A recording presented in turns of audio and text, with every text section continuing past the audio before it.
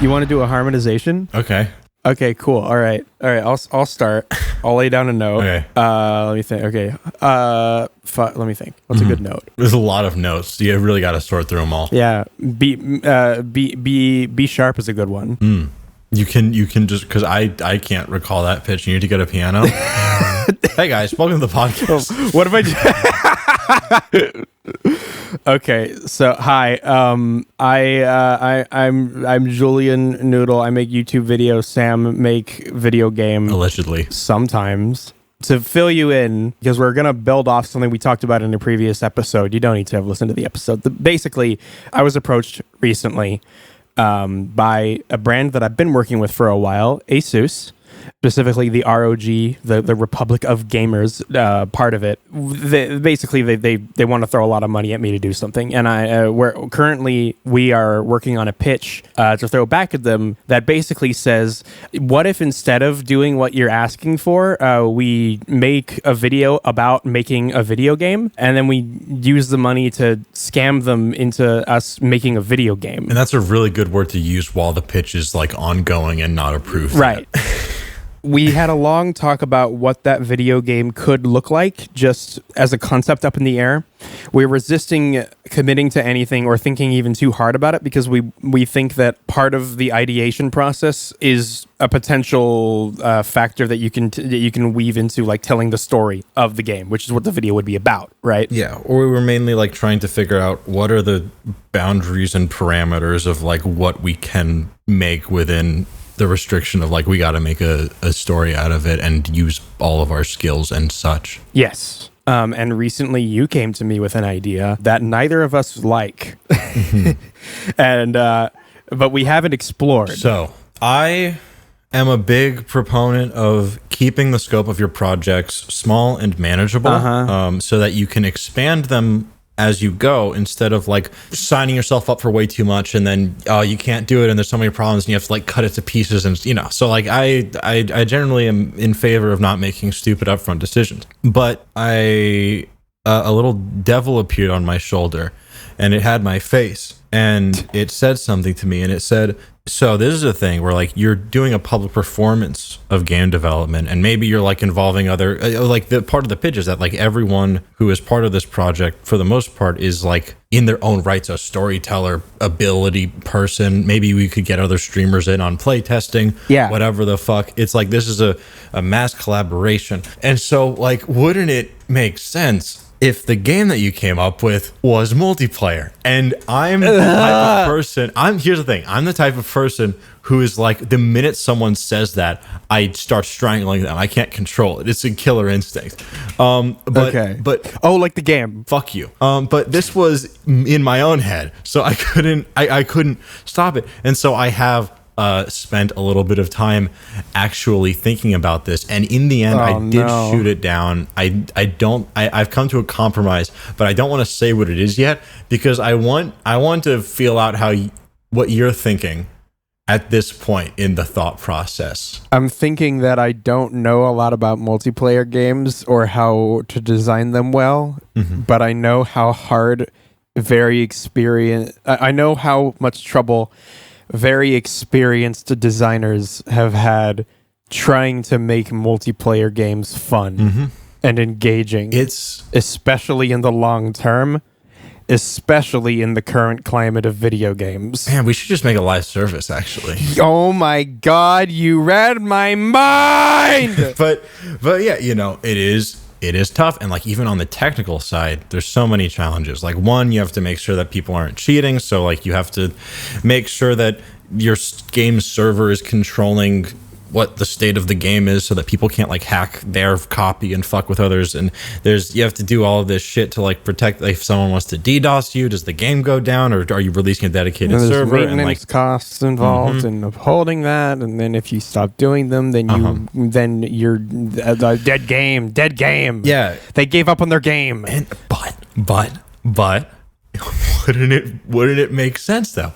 Because if you do this, then suddenly, especially the playtesting and latter part of the game, becomes densely interactive, like between the people who are playtesting the game, because you have the moment of limited access to the thing with a group of people who are also performing this for an audience. So like it would be cooler than just a single player thing, and that follows for the development process. This is a bad idea.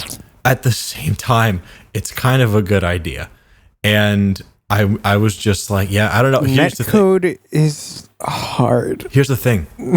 Here's the fucked up part, right? So I had this concept came to me in a dark vision from the depths of hell, and I thought, I know for a fact it's stretching it compared to making something single player, but I know that for a fact that I can do this in Unity.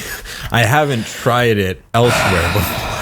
And so there was this second step of like, I'm weighing all of the pros of like how much this could juice the way that we are telling the story of making the game, against now this second devil, that is like, Unity and I have a fraught relationship. Even before the whole world in Unity had a fraught relationship. Yeah, no, I was very early to that party. Oh yeah. Things have been tense in our household for quite a while. And that realization of like, the easiest way to do this and keep scope down so I'm not learning new stuff would be to go back to Unity. That wasn't enough to completely tip the scales over to not doing it yet in my thought process. So what was the thing? What was the thing that actually had you step back from this terrible, terrible, horrible urge? Mostly step back, Julian. They're still in the room. They're still listening to us, all right? The walls have eyes. But the thing that tipped it over was realizing that if I am working on a multiplayer game, I cannot test it alone. Oh, fuck. And it's about to get worse. The other people on my team that I would have to schedule with would be fucking content creators. That can't. Oh no! And that's really the piece that sent the whole Jenga tower tumbling down. All right, the portal closed. You just brought me from not wanting to do this to insisting that we don't do this. But there is a compromise. There is a compromise that where you can get some benefit without having to deal with any of the hard technical problems, or, you know, the Sisyphean task of trying to set up a schedule with the content creator. This sounds like a sleazy sales pitch. I'm not at the wheel right now, motherfucker. All right? It's the inner demon speaking. It's the Sabbath. Don't fucking talk to me about wheels. Don't do that. It's all coming out tonight, all right? I've got too many wheels in my life. That's a joke for nobody. Oh, man. But, but yeah, the thing that we could do somehow, and this is really like a small thing I'm building up to way too much, is some form of Twitch integration bullshit. Because that is a form of quote unquote multiplayer, whatever, interactive bullshit that would lean into the strengths of we're making a game, you know, with, you know, largely content creators, and it's not just like industry people who are all holed up. It would lean to the strengths of that. And you wouldn't have to set up like a separate server and deal with sharing network state and maintaining things, because they can just be a thing that you run locally. And I also recently found a really funny, I don't know if the specific thing is documented in the Twitch docs, but I found a way to like do this without ever having to set up like a Twitch bot or run a server. Yeah. Because I found out, actually, you know what? I'm going to come back to that later. First, does this sound more reasonable to you? Am I winning you back a little bit? You are. Unfortunately, you are. Yeah. Obviously, like, what's helping is the fact that you already basically shipped a very simple version of this in a video game already. Mm-hmm. So this is like proven. For context, everyone, if you know about the game Clickholding from Strange Scaffold, YouTubers were playing it for a bit. Sam was in charge of implementing the Twitch integration in that video game by doing what he's about to describe.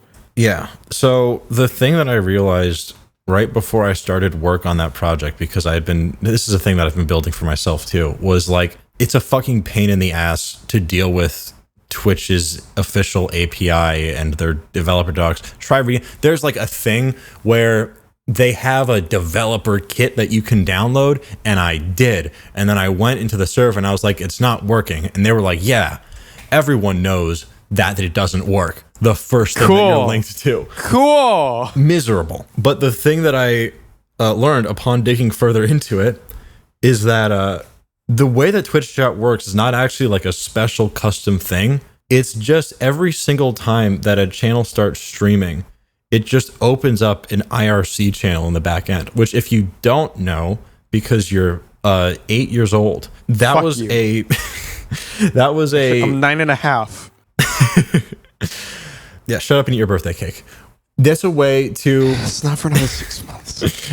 It was one of the first main ways that it was a protocol for people to chat online from like fucking all the this decades old. This is archaic, and the fact that the entirety of Twitch chat is based on this old ass protocol and some other weird quirks meant that I could actually log in to read anyone's chat without signing up for a Twitch account, without a password, just by generating a random number, username, and then joining the channel. And this is the fact that you can join an IRC is documented in Twitch, but I didn't find it's possible that somewhere it says that you can do it anonymously, but I didn't find that. But yeah, so you can just use the fact that they depend on really archaic bullshit to stream in the chat messages and then do funny stuff with them without doing the thing you're supposed to do. And that's my story. The question, of course, is how you would do that in terms of like what implementation looks like. At this point, I'm mainly just really fucking relieved that we are no longer talking about the idea of netcode in a video game of this scale. By the way, guys, if you ever want to pitch someone an idea, always pitch them the worst version first, because this is the reaction that you'll get. Right. You know what? You're actually right, though. That's not a joke. That's like a great strategy. Yeah. It's not something I did on purpose this time, but it is something I have done on purpose. And I just realized that's what we've done. Yeah. But yeah, so now that you're basking in this feeling of relief and you're very receptive, yeah, it is just a question of how exactly you integrate it. And there's very low cost ways of doing this. Like when I was making games in Notepad, which I'm going to pick up again soon, like I got a lot of mileage out of just like putting people's names in the Twitch chat on the names of enemies that you were killing. Unfortunately, I'm a bad person, and so my mind immediately goes to how far can you take this, and that would involve actually using like getting a Twitch bot involved, and like because there's I feel that the realm of tying Twitch integration into a video game is still largely unexplored. Outside of the occasional community mod, like the Super Mario 64 randomizer stuff, right? Oh god. There is so much shit you could do if you wanted to. You could design an entire video game around the idea that Twitch chat gets to make the rules for the person playing.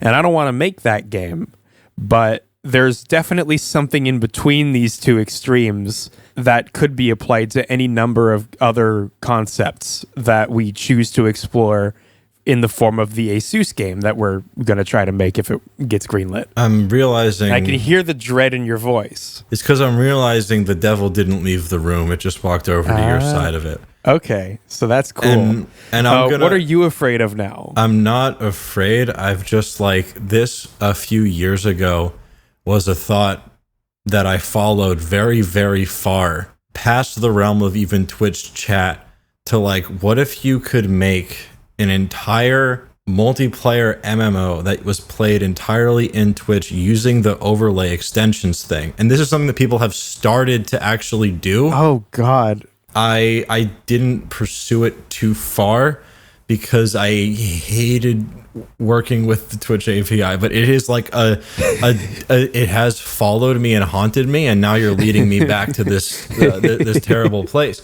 of yes, this is very underexplored. The time that I was thinking about this was it was before the Germa Dollhouse thing, which I think is one of the high points of people doing really densely interactive stuff on Twitch. And that was mostly just it was just a fancy interface for running a voting poll. every once in a while. Right. But the way that system works is that it's just a fucking web page that they're putting that has a transparent background that they're putting over the Twitch stream. You can put anything in there. And that is a very scary amount of power, which means that maybe it's good that like their shit is really annoying to work with. I mean, I keep coming back to the thought of like if just a completely basic rudimentary implementation of Twitch chat being able to translate words into input for a game led to a massive homogenous group of anonymous people beating Pokemon, then 10 years ago, what does it look like to explore that more deeply, you know? What would it look like to give more agency to that, to integrate that more directly into a product instead of retrofitting it into an existing thing? So I have an answer to this, and it's a project that I was going to make, but I never ended up doing. It was around the time, and this was not a Twitch thing. Way back in ye old day, I was fucking with Twitter live streaming feature where like you could embed a live stream inside of a tweet and like it would start playing like a video automatically, but it was live, blah, blah, blah. And I started doing this thing where I would set up a live stream on a tweet and I would post the tweet and I would have a bot running that was monitoring everyone who liked and retweeted that tweet so that people could retweet and like to like appear in and manipulate the live stream. And the next step for that was going to be using the Twitter replies to let people operate like a pinball machine live in Twitter, a place where none of this is even supposed to be, you know, deal withable. Yeah, I can't believe that you... Fuck. Have you talked about that thing you did with Twitter before? I don't know. It's been a really long time since I've talked about it. You might want to briefly go over that as a fucked up thing you did. Yeah. A couple years ago, I was trying to think about ways to break Twitter as a social platform because it is a dark place and I wanted to inject some shit into it. So I set up this thing where it was a live stream tweet, and the framing of it was that it was the Twitter Me Plaza, and that every person who retweeted it would be dropped in as like a person that was waddling around, and as more people liked the tweet, different shit would happen, and it ended in like a rave. By the way, I think you just really breezed by the part wherever you were able to embed an interactive video game into Twitter as a tweet. Oh, that thing? You're talking about the virtual pets thing? Oh, this is a different thing? You've done more than one of these? Yeah, I've done a lot of things. So that was different than this, which is hijacking Twitter's live stream feature, which that's a story for another time. Oh, God.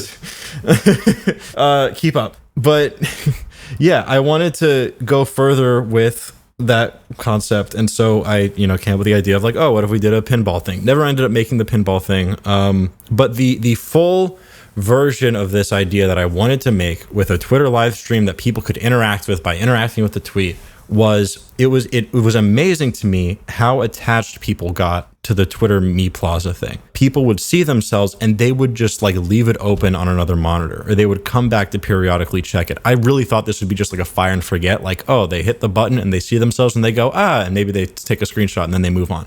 But no, there were people who were like attached to this as like a growing, changing space. And I wanted to really, really lean into that. So the idea was, what if I set up a Twitter live stream that starts on an empty dirt fucking lot? And as people join in through the same mechanism as they dropped into the Me Plaza, they can take on roles through just, simple Twitter reply bullshit and build up a city over the course of like an 8 to 12 hour live stream. And you would, see people walking around and doing their shit in it. And the sky would gradually get darker towards the last hour. What? And the camera would move to reveal that there was a meteor heading for the city. And the last hour of the live stream would be the jobs changing. I wanted the people to gradually stop doing work and start like just congregating in places, and then the meteor would hit and level the city. Wow. Which feels, which like, you know, it's partially like, haha, this would be funny, but also like it really wasn't, because I think that could have been something that people actually had a strong reaction to. Yeah, you're totally right. Yeah, because like it's so hard not to see yourself in something, and you know, like working and congregating with other people and all this other stuff, and like growing an attachment, and like having this, it was like people were talking about what was happening at the same time, like having that community group thing happen and then taking it away. Yeah. This was originally also a theme in the virtual pets project that we could talk about later, because I don't usually talk about that. What you're doing sounds like a better version of the first time that Fortnite did a reset. You remember that? Oh my god, yeah. Yeah, I remember. Do you remember how much that affected kids? Like, yeah. there were kids crying over the fact that Fortnite was fucking gone. Like, getting their kids to email Epic to be like, my kid really wants you to bring Fortnite back. Is there something you can do about this? Yeah, fuck. I only learned about that after. Did that happen after? I don't know. But yeah. Like, except in this case, I'm not bringing it back. It's not changing. It's gone. Fuck you. Well, I mean, that's the thing, though. The reason it had such a strong reaction from kids is because they had no conception over the fact. They're too stupid to understand what's actually happening. So, like, Fortnite goes away, and if you're young enough, then like, you're not gonna wise up and be like, oh, they're like building up hype. Well, they build on a rebooted, enhanced version of the game. They're just like, what the fuck? Fortnite is not here anymore. Yeah. I saw a meteor hit Fortnite Island. What the fuck? Where did Fortnite go? I would bet money that part of the reason they did that is because it is easier to roll out a giant infrastructure change if your servers aren't forced to be constantly running. Right. And so like, if that was I would bet money that like something like that was the origin of this idea, because to take it offline and keep it offline is something that is really hard to justify for a promotional stunt for something as much of a moneymaker as Fortnite. Just alone. Yeah.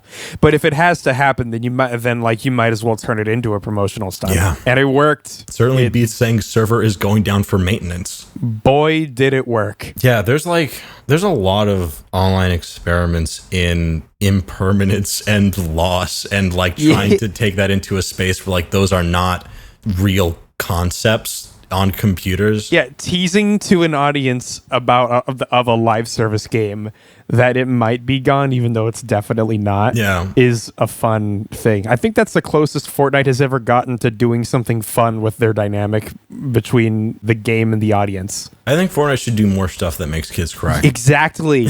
Yeah. No. To try and rein this in a little bit here. Live stream games.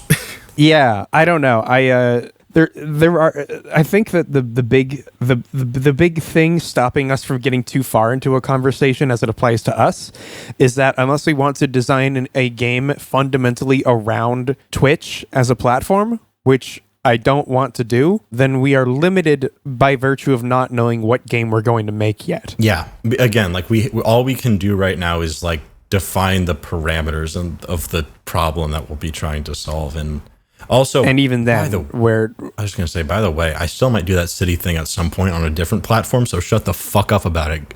No one who's listening, say anything about it. If you see registered trademark, copyright, me right now. I will DMCA your family. As with a gun. There's nowhere for me to. Yes. Sorry, I'm not in America right now. I sometimes forget what these concepts are. And but if I do a city building live stream and I see even one person fucking mention an asteroid, I'm gonna. Anyway, continue. Christ. Wow. I don't really know where to. I had a direction and you just took it from me with that. What the fuck? This is a unique. This is a problem because we can't talk about it without fully talking about it, and we can't fully talk about it until we've started working. So, throwing hands up in the air, whatever. Yeah, this is if you wanted to do a little, just a funny little thought experiment, we could just cook up a hypothetical. Okay. Which kind of ties into that other thing that we were thinking about maybe trying to explore, which was that a while ago, I lamented to you about the fact that I don't think, well, firstly, making games is really hard, actually. I don't know if you know this, but if there's one thing specifically that seems really fucking hard to figure out for me, it's the idea of how you would make a racing game in current climate that doesn't suck shit and is not just a rehashed version of an idea that has already been done. And I have been thinking about this for a long time because racing games as a genre is probably the game genre I am most familiar with and have the most experience engaging with. And you'd think that that kind of intimacy would lead to like inspiration and ideas. And in fact, it's done the polar opposite. Yeah. Because I have seen so many people do so many interesting things that I'm beginning to think we're running out of things to do. Yeah. No, I mean, I know that's a silly thing to say, and I don't actually mean it, but that's how it feels to me right now. Is that I name a thing that you could do with cars as a video game concept. I can point you to somewhere that's been tried. And I can tell you if it's I could probably tell you if it's any good. I mean, two things. One, yeah, absolutely. It's a thing where like when you know a lot about a space, it becomes hard to think creatively about it because you have more reasons to shut down ideas than you have to explore them. Right. And so you never get to like the third or fourth step where you end up somewhere new because you already knew why step 2 wouldn't work. So right. And it's like, and that's it's such a bastard of a dynamic, right? Because the more you know about something, the more informed you are, and the more you can like if you're already involved in something that has some real traction, then that can be a real boon. But early on in the project, if someone pitches you something and it feels familiar, then it's the worst fucking thing ever. Yeah. I wish that I could just erase all my knowledge about topics like that, because if I didn't already know about 5 different instances that Boost has been recontextualized in an interesting way in an arcade game, then I would be able to come up with something that, yeah, maybe someone has done before, but in execution, it would not be exactly the same as those 5 other fucking things I could tell you about right now. Yeah. My knowledge about those already existing prohibits me from thinking about how I would do it, because I'm just thinking about how other people already have done it. I mean, the thing that I would posit as someone who is not a racing game head at all is that like the general thing of like the part of the problem is that the structure of a racing game is you drive in circles repeatedly, and every mechanical interaction happens in that framework. This is like you have to, there's a start, you get to finish, you do it fast, and you do it in a car, and there are a limited number of like core angles. The direction that I would bring, even those boundaries that you set up are not great, because I can think of games where that don't do that and would still be classified as racing games. I know that there's different ways to do racing, but like I think that this structure is limiting in a way that like if I were coming to the table, the place that I would start thinking is not about racing as a sport, but as like, what happens if you put cars in things? And now I'm realizing that I am just walking down the road that led to Rocket League. You know, the other thing about this is that like I would have said the same thing a few years back if you asked me about first-person shooters. Mm-hmm. But we keep finding new ways to put a spin on that. The idea of an FPS game not having certain tropes, design tropes of say like an arena shooter, wherever you have to go into a particular area and you jump around and you shoot a guy and then you go to the next arena. Like these are things that we had to get to by exploring them to their logical endpoint and then trying to recontextualize it in other ways in order to get to a new thing. Yeah, it doesn't impose structure. It gives you a mechanic. I'm trying to think of a good example. I mean, honestly, Call of Duty is a good example, unfortunately, because the really early ones still did have a little bit of like arena shooter DNA in them, but only as holdovers. It was trying to do a completely different thing, but it was just using the idea of holding a gun and pointing at it to shoot the guy to make it in a game that is structured entirely differently. You're no longer going to arenas, you're now going to shooting galleries, and it's much more linear, and there's much less focus on movement. Yeah, or like fucking infiltration and extraction game modes versus like team deathmatch, or like, like Rainbow Six versus Warzone. It's like the core mechanic is the same, but the structure is is different. Yeah, I think what we're getting to here is that most video games that have to do with car are mainly historically we have not broken out of the mold of using a car to do a race anywhere near as much as other genres have broken out of the mold that they started out in, because for many reasons, but the biggest one is probably something to do with the fact that cars are a real thing, and we don't abstract them the same way we do shooting games, you know? Mm-hmm. As opposed to guns, which thank God are not real. Yeah. No, what I mean is that like shooting games started in a much more abstract place and have only branched out from there. Whereas car games, there's always the little devil on the designer's shoulder that's like, yeah, but you know what driving a car is like. You can make it more realistic. And then every fucking car game looks the same. Yeah. So yeah, the solution to this quandary would either be get $5 billion and make one that's more awesomer than all the others, idea. Or just take it in a completely new direction, like like a Pacific Drive did, for instance. Yeah, that was great. Yeah, I'm surprised that there haven't been more riffs on car game since Rocket League that popped off. Rocket League's another great example, yeah. Yeah, because like that was like the big example of like, oh, here is the mechanics of like specifically stunt car shit being applied to soccer sports game, and it was big and awesome, and everyone loved it, and they made billions of dollars. I experienced a new one recently that I was very surprised by. Tell me of this, Julian. I went to an arcade and I found a Sega arcade cabinet that was real old, and it was definitely running on the same tech that runs Crazy Taxi. I know this because it looked similar, the graphics were very similar, it felt the same, and it was made around the same time. So God, Crazy Taxi is another one. I don't think that... Yeah, Crazy Taxi is another one. But it's. I think that was a good it's safe to say that it was running on Crazy Taxi tech. It came either before or after, if I had to guess. I think it was called like Safari something. I forget.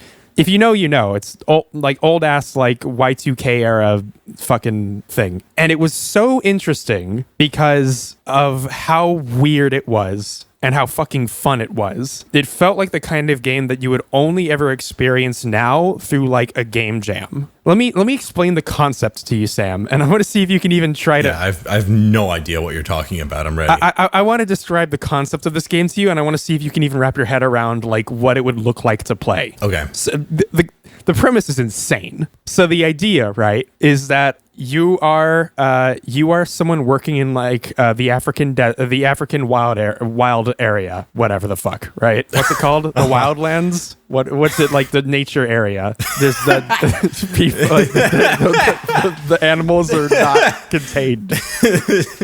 What's it called? What's the not the wilderness? That feels like trees. You know, there's not trees. It's mostly desert and like water and shit, you know? You can have wilderness and desert. Yeah.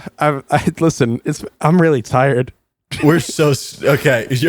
We're going to keep going with this. So it's like, you're in a nature setting, and it's like, fuck. I'm choking up. I'm on the spot, man.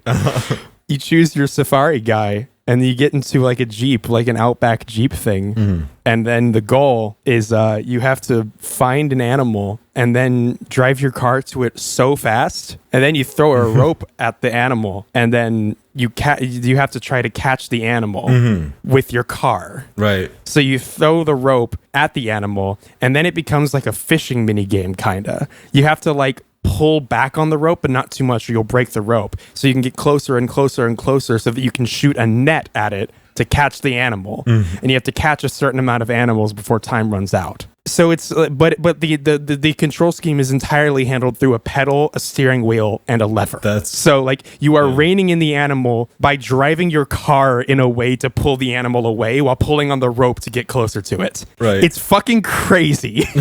It's also one of the most fun car games I think I've played. It's so good. And not even just from the innate joy of like terrorizing wildlife, but presumably also because the game was like fun. at the end when you catch the animal, you're like petting it, and it's like you're saving wildlife. It says that on the top of the cabinet, like go on a crazy adventure to save the wildlife. Yeah, that's how that happens. Yeah. There's a lot of really fun, goofy ideas that it threw in too. Like they went out of their way to like personalize the experience to make it easier for you to project things onto the animal. Like if you whiff it, if you miss a throw with your lasso, then a little emoji will appear next to the animal. That's like a little cocky bastard, you know. Mm-hmm. Like if you see them out in the wild and one is just attacking another, you'll have like a devious little smirk appear next to the animal that's like trying to kill the other one or whatever. If you're winning, then like it's also a mechanic too. Like if you're winning, you can tell. And I at one point I was trying to rein in a cheetah and it stopped running really quick and I could see that it was getting tired out and a little emoji appeared to show me that. There's a lot of really great ideas in here. Yeah. But it plays like it handles like Crazy Taxi. We need more shit like that, dude.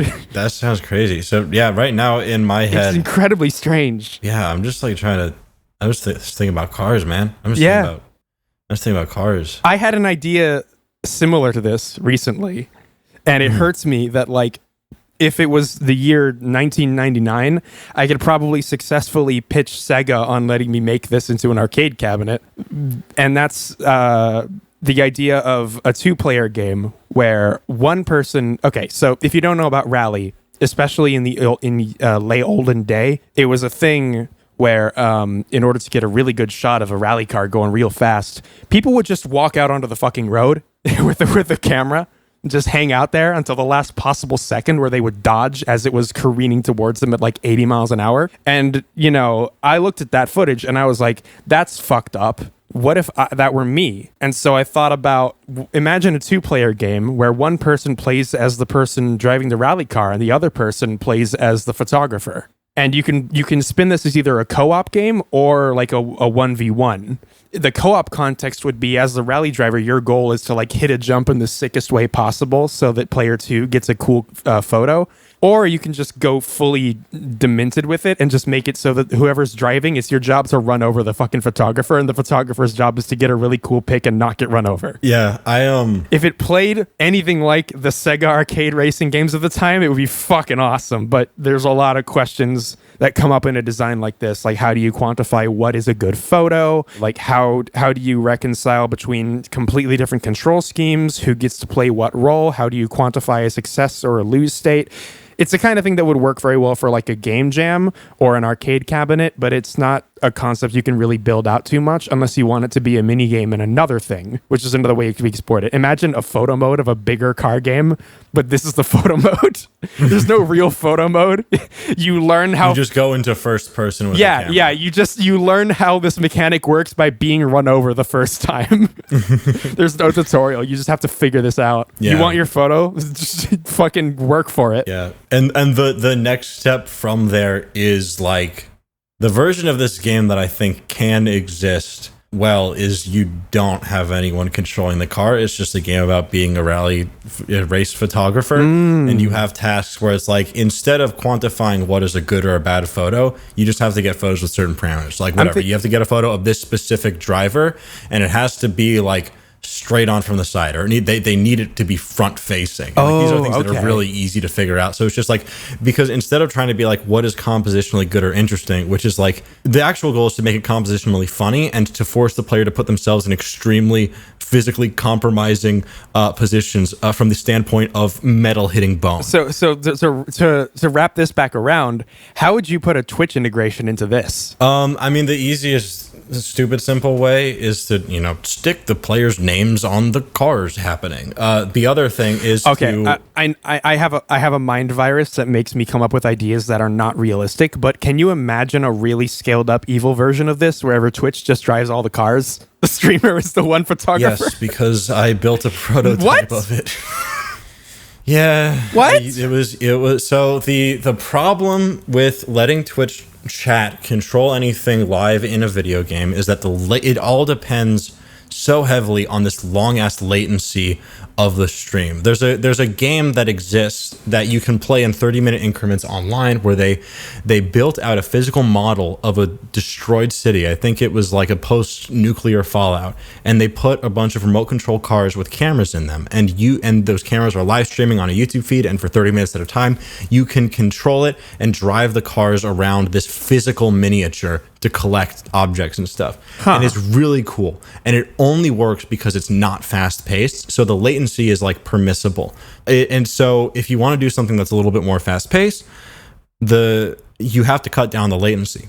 And the way that you do that is you don't rely on the video feed from Twitch, and you let people play part of the game directly rendered in the Twitch extension, where the round trip time is not anymore like the video encoding and streaming. It's just like getting the data to and from the server. I was thinking about it going even further than that. I was thinking about giving like Twitch viewers just their own client, wherever like they are only allowed to play as Car. Yes, that is what. Yeah, that's what I'm describing. Okay, is you do that in a Twitch overlay instead of forcing everything to be surfaced on the streamer's stream, because that way, like, yeah, you can. Once again, you can put whatever you want in a Twitch extension overlay. It's just a web page. So like you can embed half the game in it and just let people play there. There's also a really fun version of this that we will definitely never be able to do anything with, which is just a AAA like really big car game with an open world setting, right? But it just has this in it. Like it's just that's probably like the funniest possible incarnation of this idea. Is like imagine you're playing the next Forza Horizon,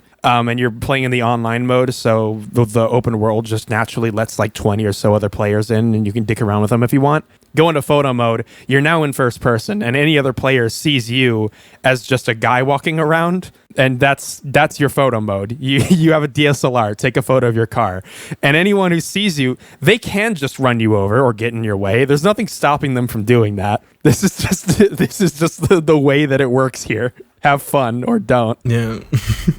There have been like games about being like a wandering artist or photographer. But it's just the problem is that it's hard to make, like, while the idea of exploring and roaming around and taking cool photos is like really compelling in real life, the actual challenges don't exist in when you're playing a video game, so it just feels like you're kind of wandering. It's not to throw any shade, because I know a lot of people like this game, but this wasn't for me. But Tome is a good example. I don't know if you played that one. I do not know. Okay, very small scale indie game, black and white. You play as like a little bird or whatever. You got a camera, and the structure of it is mainly that they give you tasks. Your method of interacting with the world is taking photos and pressing A to talk to people. And so most of the jobs that you do involve someone telling you to go and find a thing and take a photo of it. Yeah. Either just to have or to bring it back to them for various things. And it's exactly the problem that you described, right? Is like, for me, a game like that would be about trying to find interesting composition, but you can't quantify that in a game. And so basically it turns around into like, you don't have the same challenges that you do in real life of taking photos and making things interesting, so it just becomes a game of walking around, wandering around, and then going down a checklist. And that can be engaging as long as you do one of two things. One, you make something else the draw of the game, like a narrative or whatever, or two, you realize that your actual game mechanic is traversal, and you focus really hard on that. Right. Like there's a version of Pacific Drive where it's like from the perspective of like storm chasers. Ooh. Like people who will go and follow tornadoes and shit. Like that could be, there might actually be something there, because that's something where like you're going intentionally into this place of high danger that changes your ability to move around for the purposes of documenting it. And the closer you get, the cooler it is and the harder it is. There has to be a storm chasing game, right? I mean, there's a lot of ways you could do it. I don't think so. I mean, Pacific Drive might be the closest we've gotten to it, but the difference is that in Pacific Drive, your goal is to avoid the storm, and it becomes impossible the further in you get. And also, the storm is just, neo weird events. But yeah, that's very, very close to what you're describing. The challenge, but like, honestly, okay, there are the questions that I would have would be things that Pacific Drive answers. The question that immediately comes to mind is, how do you incentivize the player to go closer to the source of danger? What is the thing that draws them in? That sounds like a really difficult thing to incentivize in a way that makes for a long form video game. And the answer to that is, well, what if you didn't? What if it was just impossible to avoid? And that's Pacific Drive. Yeah. Okay, I'm looking. There are a couple of interesting takes on the storm chasing thing, and it's tough because the easiest way to do that is also like if you are chasing a thing, you just go like the closer you get in, the more point you get. Yeah, that's not interesting though. I mean, I think that's enough because what you would have. I don't like point systems personally. I mean, it doesn't have to be a number of points, but like incentivizing very directly and rewarding going further in is the way to go. Ooh.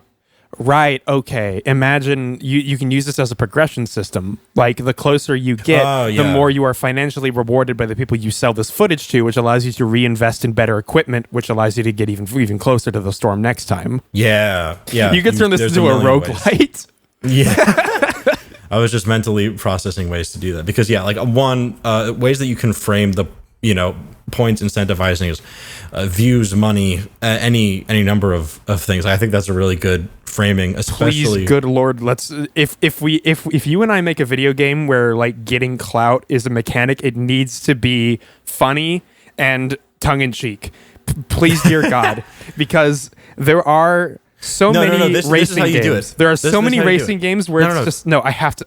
You've set me off. I have to. Please hold on to this thought. There are so many fucking racing games, especially from the 7th and 8th gen. I'm looking at Codemasters here. Every fucking game from that era is just like, all right, man, you want to get into this game? You got to get up your subscriber count. We got to get more fans, and that unlocks more events. So you got to get more people interested. You got to put that shit on YouTube, man. And that's like the entire progression system is how many fans you have, and it makes me want to tear my fucking skin off every time. It's in so many games, Sam. It's in so many games. The biggest problem with that is because that growth never results in any negative consequences for you as a player. So what I would pitch is that in the storm chasing game, if you were to like have getting views, like if you go in the eye of the storm and something crazy happens, you get a viral video, you do some stupid shit like that results in people chasing the storm.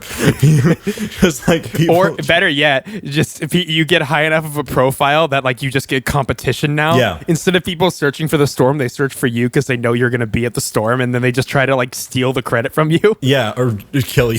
Just run you over with the car. Oh yeah. How silly do you want to get with this? Because we could really go far with this. You could turn this into vehicular combat if you wanted to, where you just have to blow up everyone else in order to get the best shot. I mean, realistically, what that looks like is everyone's desperately dodging shit coming down from the sky, so it is just like the fucking MotorStorm thing of watching someone get obliterated by a flying object from a tornado as you narrowly dodge it. But a lower 5 version of it. Well, the difference is that we're taking this to a further extreme in the opposite direction. MotorStorm Apocalypse was really good because like you had no control over anything, and so it was very horrific the first time anything scary happened. And like surviving it felt like, like a magical movie moment. Whereas Split Second gives that control to players and allows them to blow up things to kill each other while also trying to do a race. And what we're describing is an even more open version of that, wherever we're kind of doing both. The storm is the MotorStorm Apocalypse, where bad shit is just happening around you and you have to survive it. But also players can just blow each other up if they want, and with like big guns. Oh, I was saying to not do that and just like let it be fully a force of nature, act of God. I see. I mean, if you wanted to add, that's an angle you could do, is like this is the progression is like better camera, gun. And imagine that being a twist. Like you don't tell the player that that's where this is going. Yeah, you have to like it's like level 4 that you realize that like this is not cutting it. People keep stealing your fucking shots. You need to take this into your own hands. Yeah. It's time to take a different kind of shot. Why does it always take exactly 1 hour for us to get to this point in the discussion? Oh man, it's wow, this is. So there you have it, folks. Shit, I feel I kind of like this idea, actually. There might be something to this. It sidesteps a lot of the problems that you would have with a racing game traditionally, right? Like AI is one of the biggest challenges because racing gamers are very particular about how the opponents behave. It's a real thing. You have to they have to be good, but not too good. They have to be competent, but not too competent. They can't be stupid. They have to be able to keep up with you, but you can't use rubber banding, which really means you can't let them know that you're using rubber banding. Programming in AI in general for a video game tends to be difficult if you want them to be competent, because you have to actually just do that, or you have to get really, really good at hiding the fact that they're actually quite stupid. Usually a mix of both is where the best results come from, right?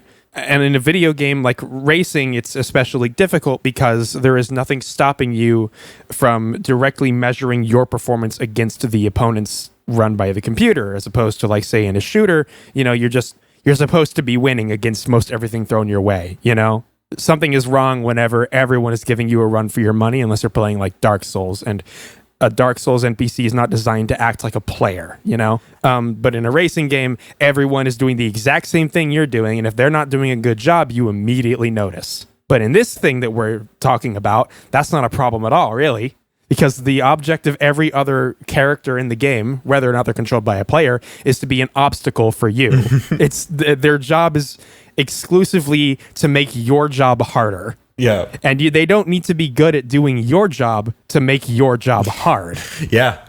Yeah, no, I really dig this. Even if we don't do this for the Asus thing, it's definitely something that we could make a game jam sized version of, because it really plays nicely with a lot of weird constraints. And there have been other takes on this. I think we have a funny one right here. I like the idea of depicting it would be a real challenge, right? Like, how do you want this game to feel? Because my instinct is I want it to feel really dramatic and scary.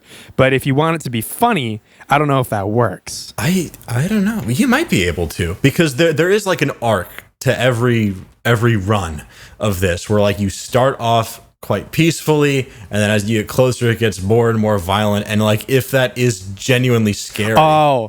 I love a ramp up of this. Yeah. Oh, I love that. Oh, imagine starting out just at a gas station or a rest stop every time. And the beginning of this, there's so much fun you can have with this. The slow ramp up, that's where the roguelike element comes in. Is at the rest stop or the gas station or wherever is wherever you prep for the run. You'll be able to tell you'll be given different kinds of information about what this storm exactly will throw at you. So you need to do a build around this particular you can't carry every single best version of every tool at once. So you need to be careful about what you bring, especially because if you fuck up, you lose that shit. Yeah, you could even there's a very, very stupid simple version of wind too high. If you're, you could do some linear damage system. If your door gets blown off, you could just delete some stuff from your inventory. So if went flying out of your car. No, I love that. If the driver's side door gets ripped off, then there's a chance that you get ripped out of the car.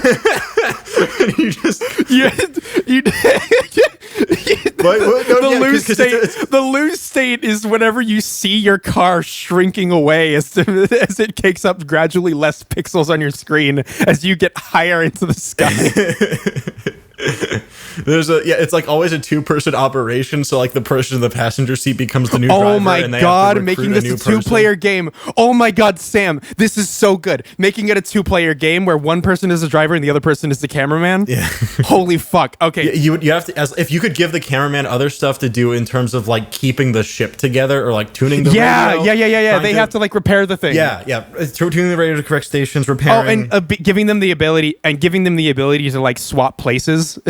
If doing the fucking double dash thing where if you press the same button at the same time you swap. If the driver wants to get an item, the second player needs to give it to them. They can't just grab it or switch stuff on their own or whatever. This is so interesting. Listen, the demon always comes back. I personally think it's a lot easier to think about designing co-op games than I do larger scale versus game modes. That is true. Because it's much easier for me to envision what would be fun for me and a couple friends to do together than it would be me and 7 anonymous strangers, because I don't like competitive games, and that's what that looks like most of the time. Yeah, this is also true on the technical side, where the stakes are a little bit lower when it's not competitive.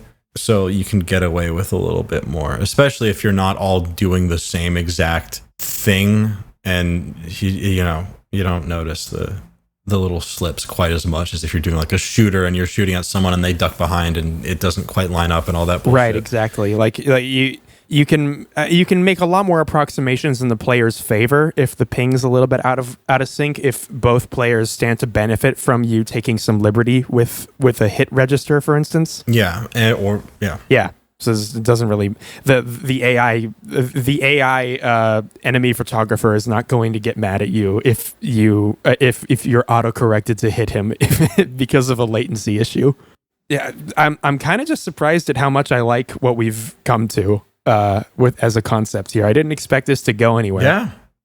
Well, if you would play this game, everyone, donate between $2 and $20 on Patreon. And you'll be directly funding that game that probably won't get made. You'll be directly funding Julian saying more ideas at people.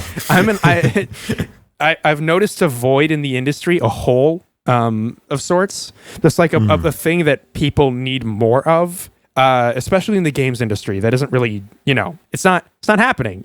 People aren't filling that need, and that's a need for ideas.